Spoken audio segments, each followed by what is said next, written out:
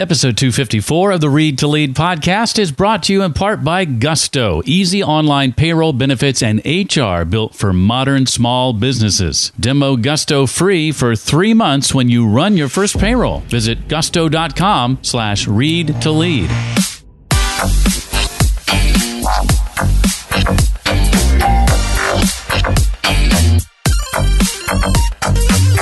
Now, one thing I'm definitely not going to think about when I am, say, sitting on my deathbed, hopefully a long time from now, is, oh wow, I wish I had worked longer hours. It's that time again. Welcome to the Read to Lead podcast. I'm Jeff Brown. It's the podcast dedicated to your personal and professional growth, where reading consistently and intentionally is key. I have one of the best jobs in the world. I get to read for a living and bring you each and every week the key insights and main ideas from some of the best books from some of today's most successful and inspiring authors. And today we'll be joined by Steve Glaveski. Steve's brand new book is called Employee to Entrepreneur: How to Earn Your Freedom and Do Work That Matters. Are you living for the weekend? Are you dissatisfied with your work? Maybe you're itching to do something that's important to you? Wondering how to explore whether entrepreneurship or freelancing or starting your own business is right for you without giving up your day job? Well, Employee to Entrepreneur is your guide to leaving your job behind and building something for yourself. I'll be asking Steve to share about why he believes entrepreneurship is a state of mind, questions to ask yourself if you believe you've become miserably comfortable, and more about what that means in just a bit, how to train yourself to find your passion and your purpose, and much more. And if this is indeed a topic that interests you and something you want to dig into a little deeper, you'll be interested to know that this spring I'm hosting an online conference, a virtual summit called the Boss Free Virtual Summit. I'm bringing together 30 plus of the best speakers on this topic from around the globe. And the best part, the summit is going to be free to attend. If you want to be kept in the loop on this, be sure you're on my mailing list. To sign up, go to readtoleadpodcast.com and put your first name and email address into the form on the right side of the page. You'll receive a list of my 12 all-time best business and personal growth books, and you'll be first in line to get details about the Boss Free Virtual Summit. Again, that's readtoleadpodcast.com and put your first name and email address in the form on the right side of the page. Steve Glaveski is on a mission to unlock the latent talent of people across the globe so that they can create more impact on humanity and lead more fulfilling lives, a lofty goal, you might say. He is the co-founder and CEO of Collective Campus, an innovation accelerator with offices in Australia and Singapore and clients all over the world. He's founded several businesses, hosts the award-winning, I'm Not Jealous, Future Squared podcast, and is also a best-selling author. His brand new book, out just as of a few weeks ago, is called Employee to Entrepreneur: How to Earn Your Freedom and Do Work That Matters. And I am loving the book so far. Steve, thank you for being here, and welcome to the Read to Lead podcast. Thank you so much for having me, Jeff. Well, Steve, a lot of books on this topic focus on the how of entrepreneurship. Mm-hmm. But I know you feel that kind of neglects the most important ingredient, which is state of mind. Why do you believe entrepreneurship is a state of mind? Sure. So the what is essentially easy in many respects, because if I look at what former US President Calvin Coolidge said, nothing in the world will take the place of persistence. Talent will not, genius will not, education will not. The world is full of educated derelicts, as he put it. So doing is one thing, but doing it for the long haul, and the persistence piece and the patience piece are absolutely critical, because entrepreneurship for me is about taking something new to the world. It's not just about opening, say, a new hairdressing salon, because you're not essentially doing anything new there. It's not fraught with uncertainty. Whereas entrepreneurship, building a startup, as Peter Thiel put it, is a group of people who are convinced of something that no one else believes to be true. And so if that's the case, then you're dealing with uncertainty that underpins your business model, your distribution channels, your customer segments, your problems, your solutions, absolutely everything. And the only way you're going to really play the long game is if you have that mindset where you are comfortable with rejection, where you have a really strong and positive relationship with adversity. Otherwise, when the going gets tough, which it inevitably will, you will throw in the towel. And so that mindset piece gets supported quite a bit, where you actually believe in what you're doing. And not only that, but where you are aligned with what you're doing by way of your natural inclinations and your strengths. Because that just means that you'll do a better job, which feeds back into your motivation. And not only that, but you'll see results, which again helps you stay the course. So purpose, alignment with your strengths and natural inclinations will go a long way to making sure you play that long game. And, reflecting on some of my own past entrepreneurial pursuits, one of which was a company called Hotdesk, which was essentially an office sharing platform, no dissimilar to an Airbnb, but for meeting rooms and office space.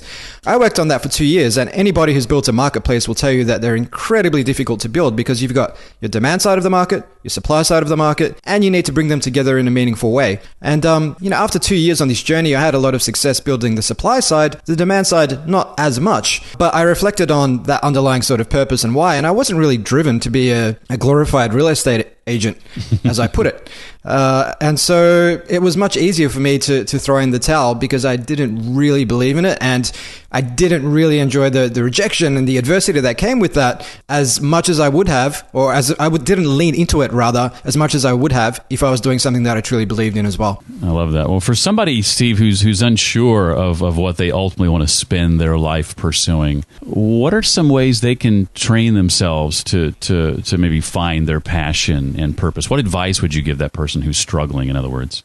Yeah, well, the thing about uncertainty, especially around uncertainty around what you want to spend your time doing, what you want to double down on, you need to just, in that case, experiment. So I heard something the other day, which was really interesting, whereby if you found yourself in a, say, distant planet, in a museum, and the planet was about to blow up, but there was this rocket ship that was going to take you away to safety, but you could pick 100 items from this museum. You didn't know anything about their value, so you just decided that you would pick a nice mix of things from across the museum.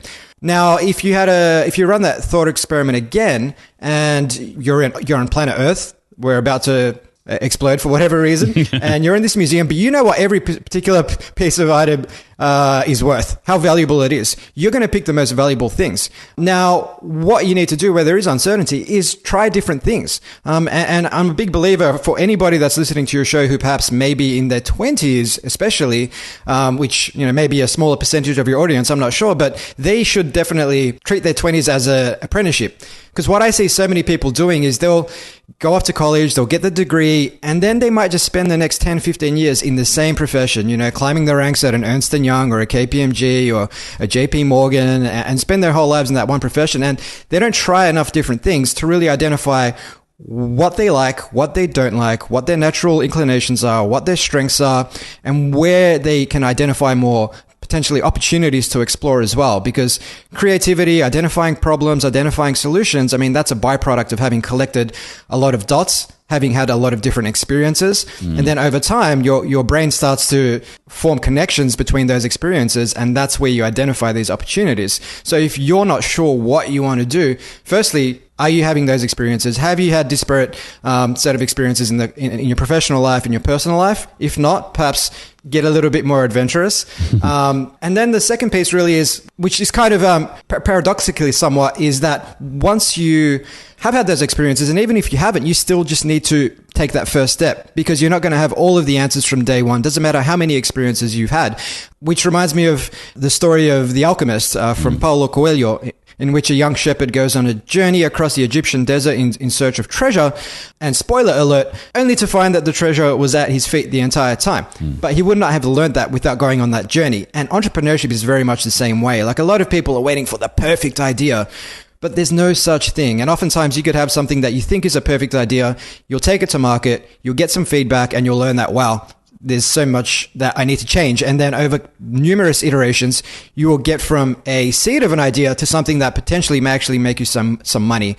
So don't fall into the trap of paralysis analysis, and collect a lot of dots would be the two key things I would say there. Collecting a lot of dots, I would argue, would probably include making sure you've got the right software at hand if you're going to launch your own business, especially if that eventually leads to having employees. I recommend Gusto, an easy online payroll, benefits, and HR solution built for modern small businesses. They're sponsoring today's episode, and I want to take just a moment to tell you a little bit about them. Some things you may not know is that 90% of customers say switching to Gusto was easy. 85% of customers say running payroll is easier now than their previous provider.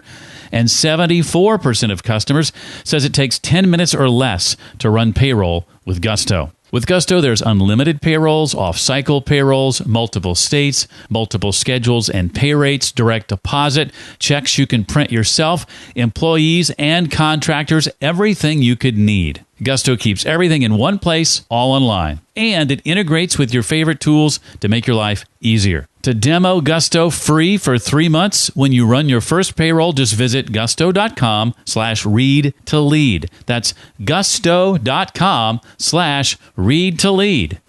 Well, one question that I love that Steve asks early in the book is, are you miserably uncomfortable? Steve, what are the things you ask yourself to assess whether you need to make any changes to the kind of work you're doing or how you're doing it so that you don't fall into that miserably uncomfortable trap? Yeah, well, I mean, I tell that story because like many people, I found myself in my late 20s working for a large Big Four accounting firm, and while I had the six-figure paycheck, the corporate junkets, the business class flights around the world, all that good stuff, deep down I felt like I was living a false purpose. And that false purpose was ultimately a byproduct of my upbringing, a byproduct of societal conditioning, and just doing what would feed my ego by way of the association with the brand and the money coming in, but no alignment to my underlying sort of purpose and no alignment to my underlying strengths or natural inclinations. And so what happens there is I call it miserably comfortable, because I am comfortable financially, but I'm miserable deep down, where I find myself at the end of the day standing on the train station platform or catching an Uber or whatever I'm doing, thinking, what on earth did I actually contribute today? So for me, I actually introduce something in the book called the 5 Fs. And this is something really simple that people can reflect on when they are deciding on whether or not they want to make that jump. And the 5 Fs are: 1, freedom. So freedom can be broken down into 2 buckets. Freedom from things. So freedom from, say, the 9-to-5 grind, freedom from a boss you don't like, freedom from work you don't enjoy doing, and then freedom to do things. So freedom to do the kind of work you enjoy doing. Freedom to explore new ideas that perhaps you may not get to explore within the 4 walls of a large organization. So that's the first one. The second one would be fulfillment. So do you find yourself doing fulfilling work? Bringing this back to Abraham Maslow's hierarchy of needs, at the very top of that hierarchy is self-actualization. Now, do you feel yourself learning and growing every day and getting to that point of the pyramid, or are you operating perhaps a little bit lower down that pyramid, where it's all about money, putting food on the table, and living a comfortable existence? Now, that may satisfy some people that is enough, but for a lot of people, like yourself, people like myself, who want something more, who want to create, who want to add value to the world, that's not enough. So fulfillment. The next one would be around friends and family. So do you actually have enough time to spend with friends and family? That's something that I think is often overlooked, because we hear a lot of stuff from people in the startup space, like your Gary V's of the world, who just tell you to hustle, work your 12 to 14-hour days. And oftentimes that comes at a detriment to family. And, one thing I'm definitely not going to think about when I am, say, sitting on my deathbed, hopefully a long time from now, is, oh, wow, I wish I had worked longer hours. I was a fool to do that. No, people are going to think things like, I wish I had spent more time with family, right? I wish I had spent more time enjoying the world, going on adventures, learning more about myself, and putting myself out of my comfort zone. That's the kind of stuff I look back on and remember 5, 10, 15 years from now. The question I like to ask myself when I decide on whether or not I want to go on a journey of some kind or an adventure is, am I going to remember this in 5 years? And if the answer is yes, then I more often than not take that step. So that was the third F. The fourth one was around financial independence. So there's a lot of people out there that scream, follow your passion. And yeah, well, that may be well and good, but maybe my passion isn't actually going to make me any money. The reality is we do live in a world where you need to exchange currency for goods and services. So you need to make enough. Now, what enough looks like to you may be different for different people. I know Daniel Kahneman released that report, which has been often quoted around happiness, and that once you reach $70,000 beyond that, there is no direct correlation with happiness increasing in lockstep with the amount of money you make. So how much is enough? And I also found that even though my financial situation now is basically better than what it was in the corporate world, for the first few years of my entrepreneurial journey where I was paying myself a lot less, I learned that actually I don't need that big corporate paycheck because I was just spending it on stuff I didn't need. Just slightly more expensive clothes, a slightly more expensive car, slightly more expensive utensils for the kitchen and things of that nature. It didn't really give me that much additional happiness. So that's a big one. And then I believe that was 4. So the last one was around fitness. And fitness isn't just, physical fitness, getting in the gym, pumping up those muscles. It's just fitness of mind and body. I see a lot of people who perhaps have found success, say in the corporate world, but physically they're sluggish, they're overweight, they haven't ever worked on their emotional intelligence, they're anxious all the time and irritable, and that's the way they carry themselves in their work as well. And you may have success in one domain, but that doesn't mean that the rest of your life is okay. And whenever I think of that particular example, one person I think of is Larry King, the TV interviewer, one of the best interviewers of all time. He's interviewed something like, I think it's 50,000 people, or it could be 6,000 people. I might have to just let that one ponder there. People can Google that one. But despite that, he's been married 8 times, 3 times to the same woman, I believe it was. So while he's excellent in one domain, not so great in other domains. And that's one thing that people need to bear in mind whenever they are going on these journeys. Don't compare yourself, because you can compare yourself. You could compare your back foot towards against someone else's front foot, but there's going to be a lot of other things that you're not seeing about that person. And there's going to be a lot of things where you are actually better, or at least more progressed than that person is. So don't compare yourself. And if you have to compare yourself to who you were yesterday rather than with someone else. Love the 5 Fs. That was one of my favorite parts of what I've read thus far.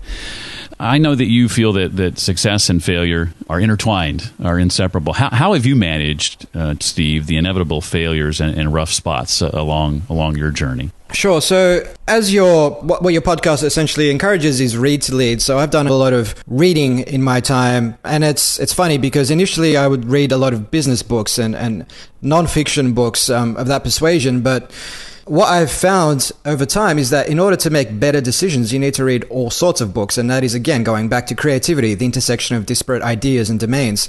And for me, I have learnt to develop a good relationship with adversity through books on philosophy from the likes of, say, Marcus Aurelius, Meditations, Letters from a Stoic by Seneca the Younger. So a lot of this school of Stoicism, which is about 2,000 to 2,500 years old, which essentially teaches you that you are in control of your mind, not external events, and by realizing that, you will find strength. So not being at the mercy of external events, but being in control of how you choose to interpret and respond to whatever happens to you has been huge for me. But not only reading, also putting into action, putting yourself into positions where you can practice developing a healthy relationship with adversity. So over the past year or so, I have done numerous things to do that. For example, getting up onto open mic nights and putting together a stand-up comedy set, right?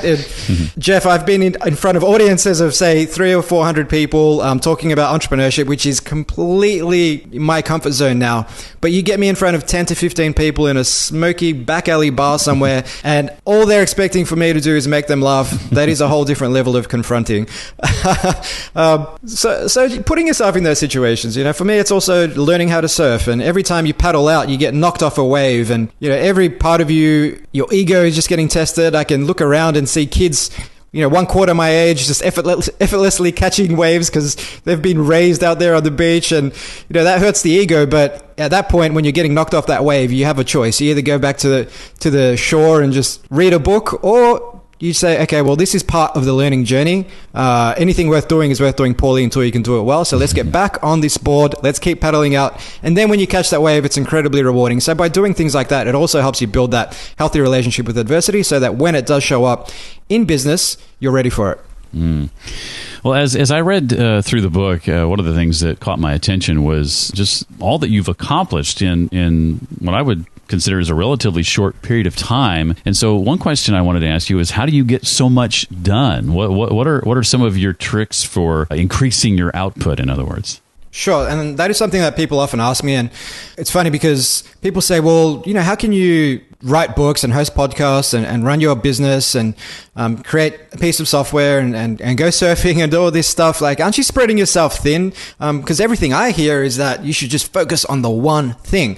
And I agree to an extent. I say you should focus on the one right thing at a time rather than just one thing. Because when people spread themselves thin, it's because they're focusing on all the wrong things. So I recently had an article published on Harvard Business Review called The Case for the 6-Hour Workday. So people can find that, just Google that article name. But essentially in the article, I introduced a framework called P-Codes, which is just visual mnemonic. So think of the winter jacket. And P-Codes essentially stands for prioritize, cut, outsource, automate, test, and start. So really quickly running through those, prioritize is essentially, I use things like the 80-20 rule. If I have a task list in front of me of say 10 tasks, what I'll do is just apply out of 10, what's the value of this task divided by what's the cost in terms of time, and then maybe some sort of urgency weighting. And that will force me to put some thinking at least around this task list and focus on the top 3 tasks to begin with.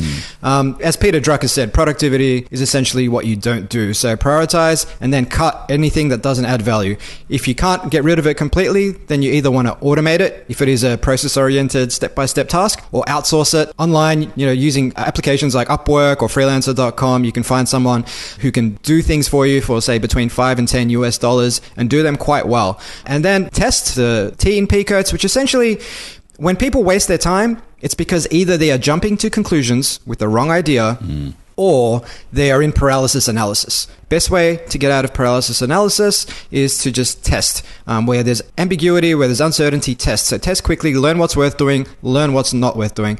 And then finally, S was for start your engines. So start your engines is essentially all those little things you can do to help you get in the zone, whether that's exercise, nutrition, getting your 7 to 8 hours of sleep a night, whether that's starting with the hardest task first, but just doing the smallest possible piece. So if I'm writing a 2,000 word blog post, if I just tell myself just 200 crappy words, doesn't matter how crappy they are, once you do that, you build that momentum and it's much easier to keep going. The laws of physics, and that extends to the start component, also extends to things like using Brain FM, which is an awesome binaural beats platform where you essentially listen to white noise, but it helps you get into that psychological state of flow, which occurs at the intersection of your alpha and theta brainwaves, which is kind of like catching a wave out in the surf where the rest of the world fades away and you're completely immersed in that one task.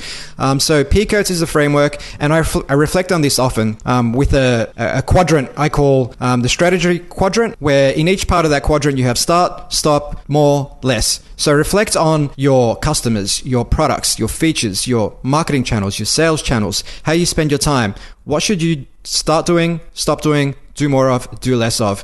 Because we need to be a lot more intentional about how we spend every hour as entrepreneurs, because we're not sitting in a corporate environment. We haven't got the comfort of that regular paycheck coming in and that bonus to look forward to. Time is your most precious commodity, and so you need to be very, very diligent about how you spend it. I love that, and I pulled up that article in HBR as you were talking. I'll be sure and link to that in the show notes.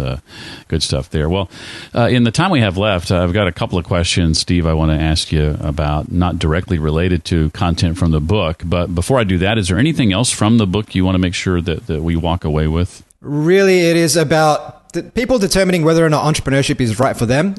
It's something I explore in the book, because people might get enamored by the bright lights of movies like The Social Network and publications like Mashable and TechCrunch, and they'll read about startups raising hundreds of millions of dollars and all that sort of stuff. They may hate their job, they may hate their boss, but entrepreneurship isn't necessarily the answer. As Laurie Greiner, one of the Shark Tank judges, put it, entrepreneurs will quit a 40-hour-a-week job paying them $80,000 for an 80-hour-a-week job paying them $40,000, which is often true in the first year or two. So consider your alternatives, and also reflect on why you actually want to pursue entrepreneurship. If it's because you hate your job or your boss, then find another job. If you're not really digging the industry you're in anymore, join another industry. If you want the excitement of a startup, rather than starting your own, maybe join a startup that's already got some funding and some of that uncertainty is taken out of the picture, and you can focus on developing strengths in a new area. So just be careful about why you're exploring entrepreneurship, because I see so many people doing it for the wrong reasons, and then the results are as you would expect.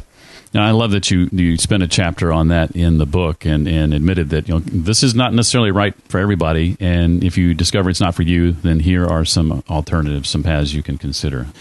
Well, you mention a lot of books in the writing of your book, so this may be a tough question to answer, but I'd love for you to think about the books that you've read the last few years that have had a huge impact on you. Which are the 2 or 3, Steve, would you say have had the greatest impact on you, and why? Sure. So I guess the Lean Startup by Eric Ries was something I read back in 2011 when it first came out. And that essentially introduced the concept of rapid experimentation to determine which of your assumptions underpinning your business model are true and which are false. So many entrepreneurs, 96% of startups fail. More often than not, it's because of market failure, because they haven't spent enough time validating problem, solution, customer segment, and so on that underpins their business model. And then they think it's a marketing problem. So they'll spend a ton of money and time on people, on ads, and things of that persuasion, trying to get people to use their product. But more often than not, it's not a marketing problem. It's a value proposition problem. So the Lean Startup was a book that can help you find that value proposition. But we've also have an extract of that methodology in Employer to Entrepreneur, if people just want a quick crash course on how to apply that. The second would have been The 4-Hour Workweek by Tim Ferriss, which I also read around 2010. And for me, that book just opened my eyes to not necessarily methods or techniques that I could apply, but it got me to question the status quo.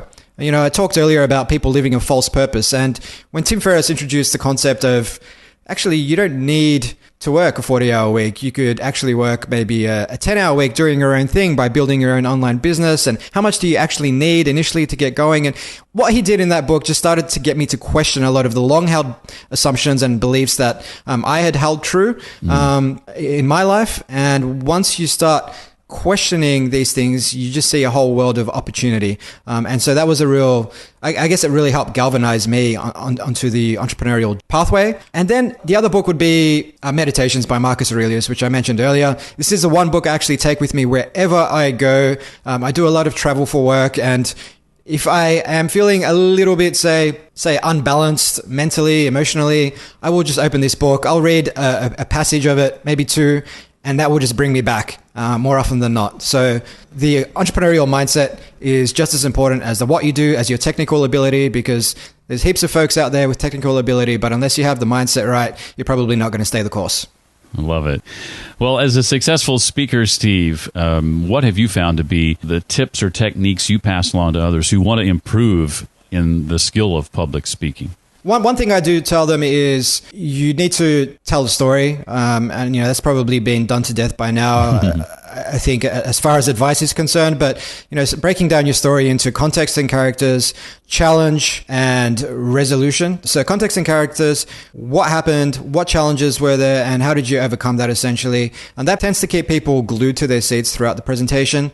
I try to make it relatable and personal in some way. So I gave a talk recently at the Startup Grind APAC conference in front of about 500 people, and I was very vulnerable in that, whereby I would have pictures of me in zebra print pants from my glam rock days, talking about how I was once upon a time very creative. And then the very next photo was of me in a suit and tie, short hair. And I'm basically making the point that, and then this happened. I went from long hair, zebra print pants, playing in a rock band, to just following society's conventions of what success looked like. And as a byproduct of that, the very next slide was of me on all fours with a beer in my mouth, partying somewhere. And essentially the purpose of that was to illustrate that I was miserably comfortable. So I found myself living for the weekend and drinking perhaps more than I should have, because work just did not fill me with any sense of fulfillment. So I looked for a reprieve through alcohol, and chasing the opposite sex and all those things you do